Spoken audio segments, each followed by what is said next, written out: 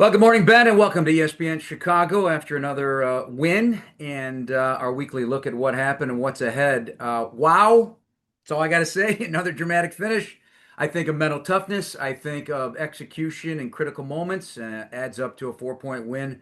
What do you think about it? And as you reviewed the tape, anything stick out of the ordinary that maybe you didn't cover yesterday?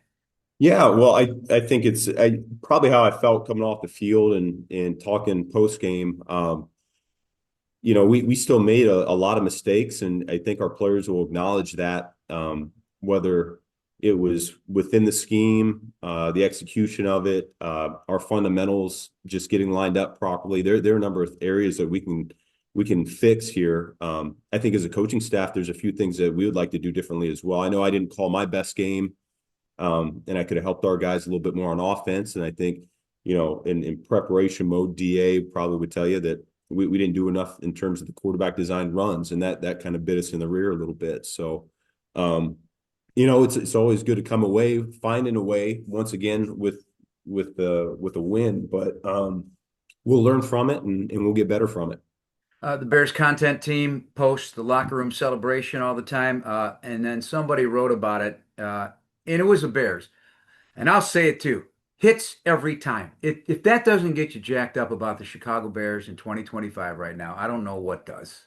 What Well, is that feeling like for you in there, man? it's hard to win. It's hard to win. And so I don't think there's any substitute for what a winning locker room feels like after a win, particularly the ones that have been in dramatic fashion like that over the last few weeks. And so we don't ever want to lose that. I mean, it's why you put in all the hard work over the course of the week.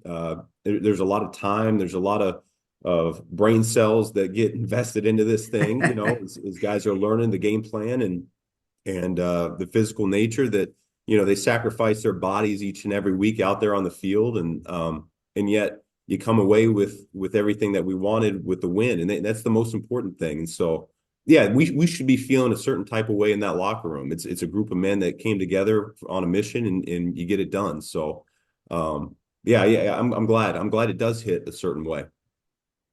This may be a dumb question, Ben, but as I'm sitting here thinking about this, is it almost better the way you guys are winning now, this early part of your tenure, and you guys getting to know each other, trusting each other, building that trust, than it is to say to coast through the first bunch of games with blowouts? I don't know. I think this may harden you guys for this back end. What do you think?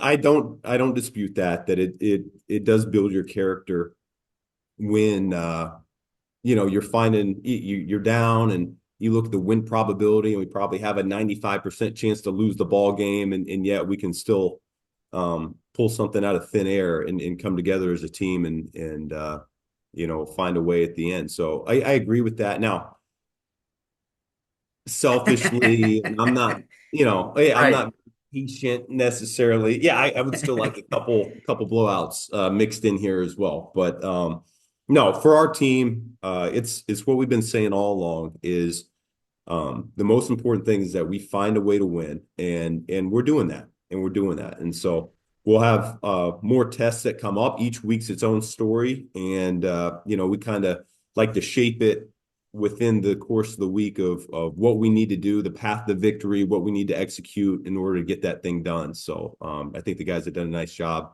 taking that message to the field. Bears head coach Ben Johnson with us on ESPN Chicago, recapping the win. You've expressed to me that, and I asked you this a couple weeks ago, are you a coach that smells blood in the water? And you noddingly affirmed.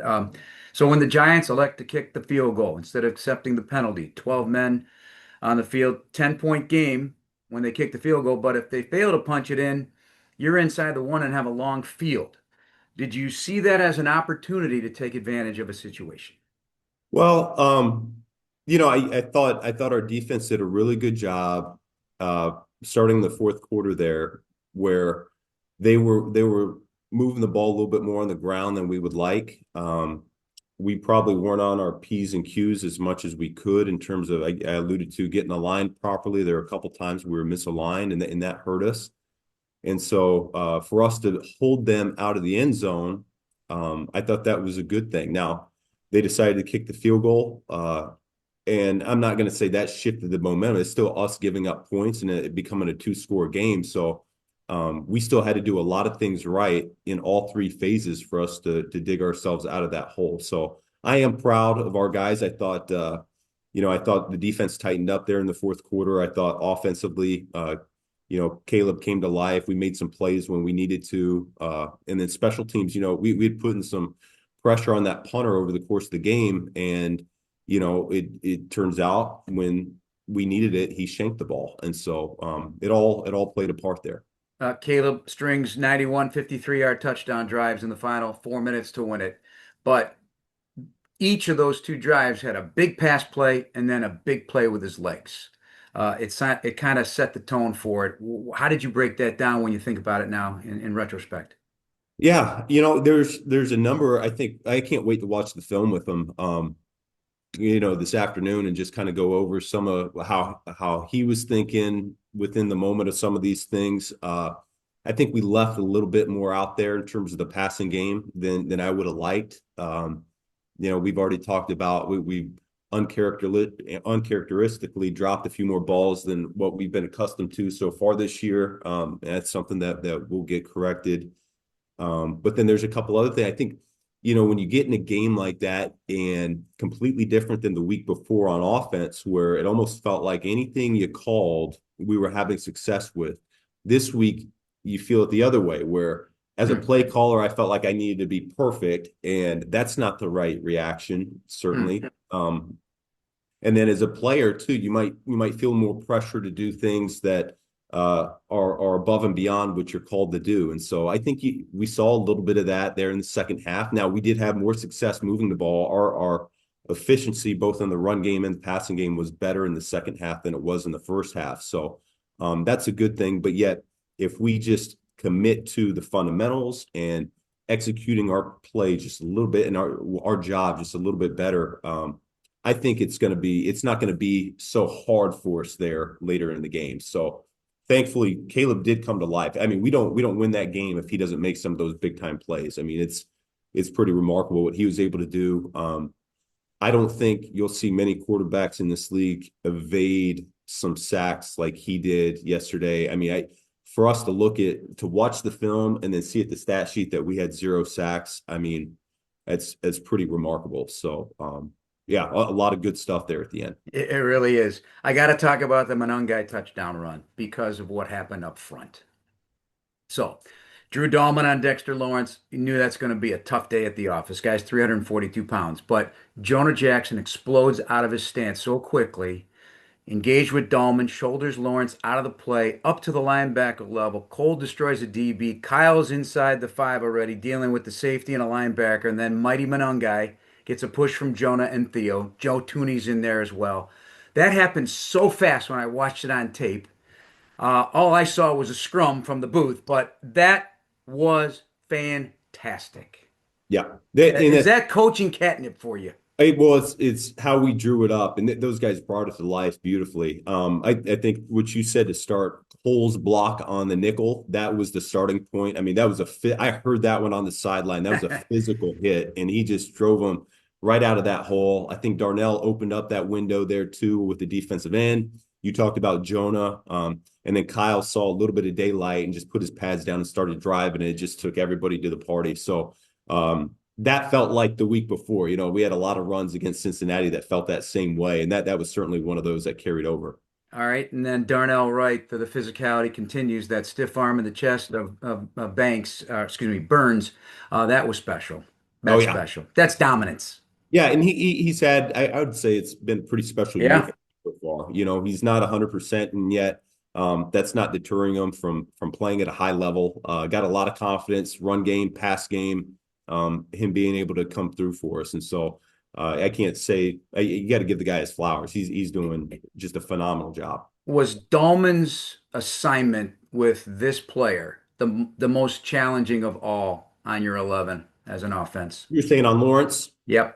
Yeah, I would say that was certainly a matchup that we were looking out for, because it doesn't matter who your center is, and we got a darn good one, but it doesn't matter who he is. That's one of the best nose guards in football. I think him and the guy in Tampa are probably the top 2 in the NFL, and so He aligns on the center 99% of the time. He's tilted. He gets his hands on you. He hugs that neutral zone.